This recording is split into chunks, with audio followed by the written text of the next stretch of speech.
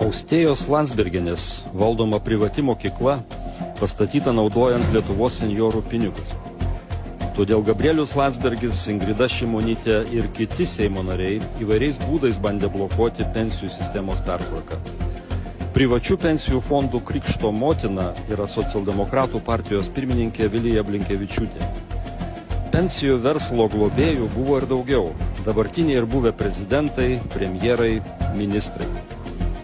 Senjorai, visa sodros sistema ilgus metus kentėjo nuo politikų teisinio nihilizmo ir jų suokalbio su pensijų verslininkais. Sodra, o tai reiškia ir visi Lietuvos senjorai, buvo priversti mokėti net 8% dydžio palūkanas finansų ministerijai. Tai ne tik amoralu, tai šiurkštus įstatymų pažeidimas. Vilniaus bočių bendrija savo ryžtingais veiksmais padėjo apsaugoti sodrą nuo pensijų verslo ir jo globėjų. Daugiau apie visą tai mano naujojoje knygoje.